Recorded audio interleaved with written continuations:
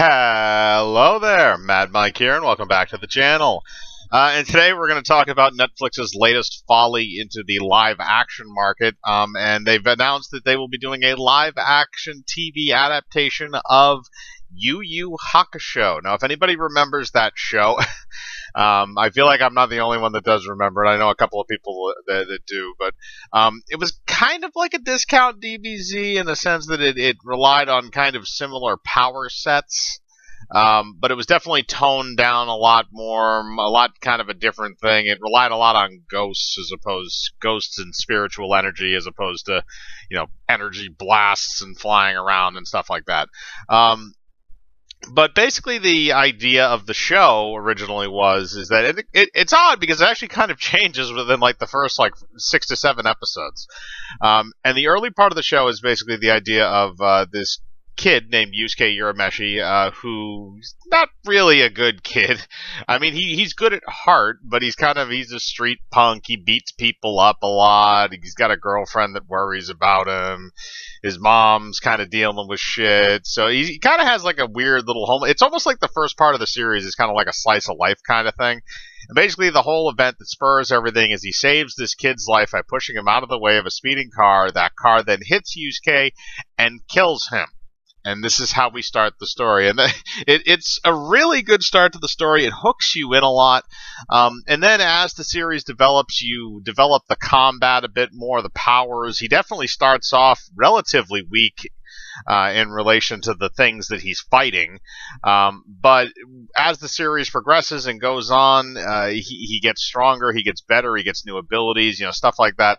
I always kind of liked that in the series. And then on top of that, the supporting cast for that original series was really good. Kuwabara was my favorite, because he was just a big dumb idiot that could make a spirit sword, and he was kind of trying to embody like the spirit of the samurai, which I really liked. I thought that was interesting.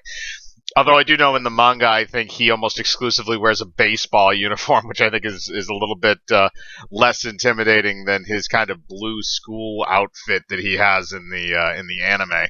And Yusuke's green outfit too is pretty iconic from that. Then you also have Ie and Kurama, who kind of come in, and Ie is kind of this partial demon character with a bunch of eyeballs and stuff, and Kurama's the complicated. Let's just leave it at that. I don't really need to think I have enough time to explain that, the whole thing with the fox spirit and everything.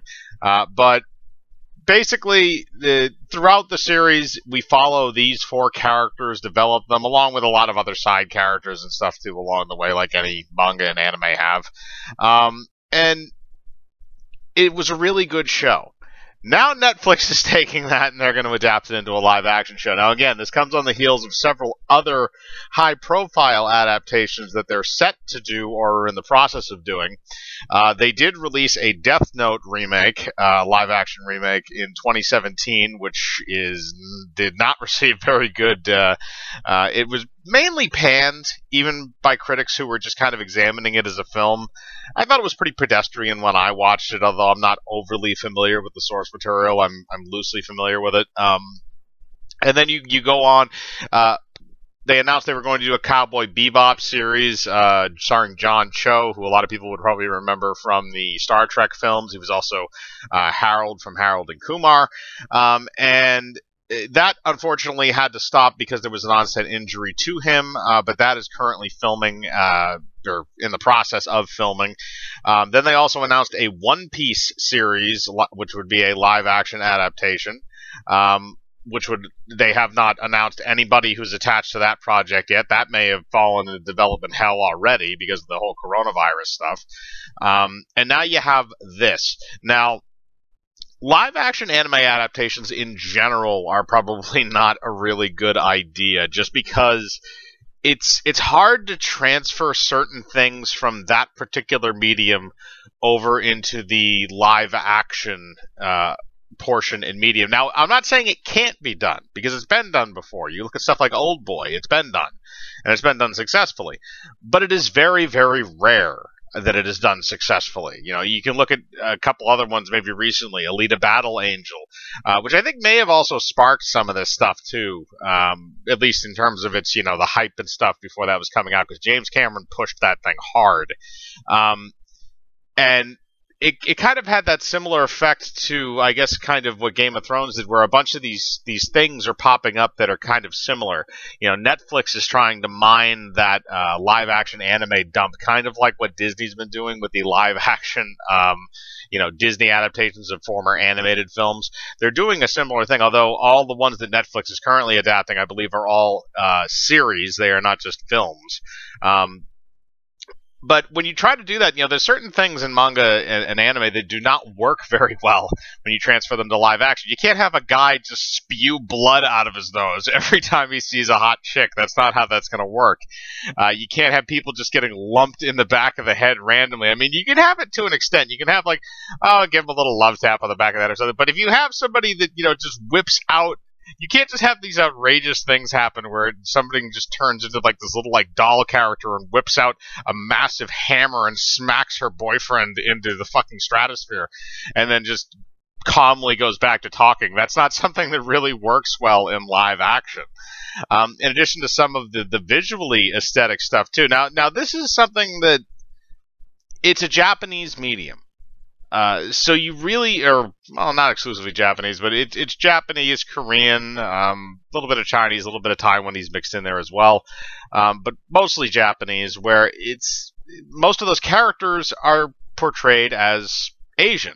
They're not portrayed as a different kind of ethnicity, even though they may not necessarily exhibit of clearly Asian traits. Sometimes they do. If you look at stuff like Rurouni Kenshin, which actually was adapted into a live-action film, I believe, and I haven't seen that, but I would be interested to see it, just to see, some people have said it's good, some people have said nah, so I would be curious about that. But you can adapt something like that because it's very much based in reality. When you get to some of these other zanier animes,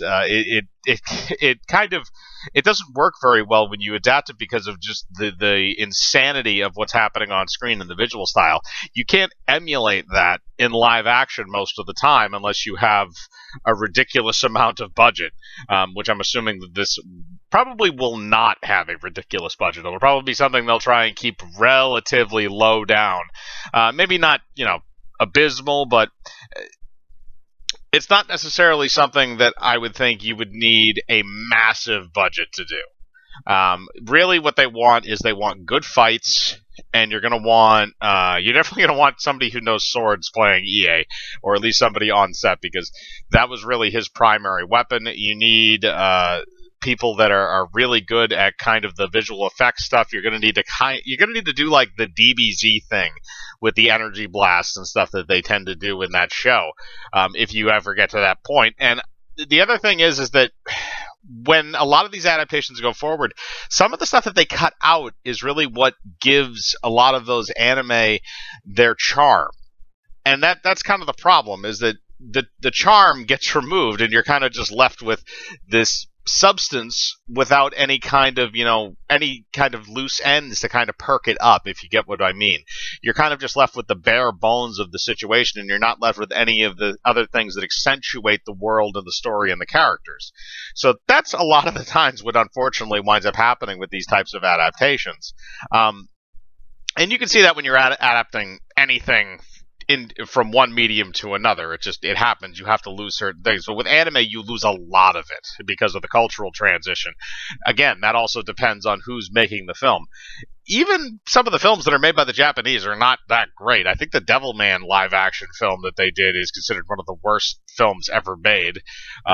They also did a live-action Bleach adaptation, which I remember hearing sucked. They did a live-action Mob Psycho adaptation, which again I think sucked.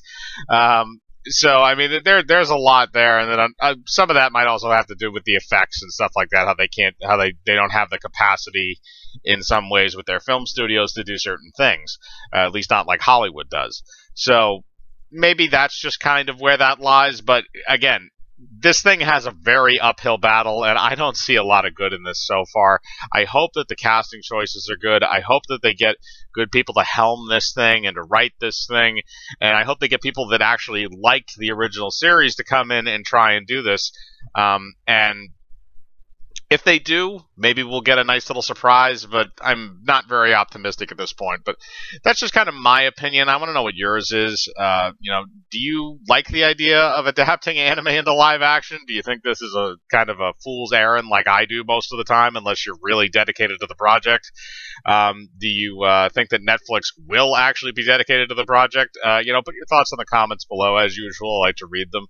Hit the bell for notifications, hit the like button, subscribe, and remember, I live my life free of compromise. Do you?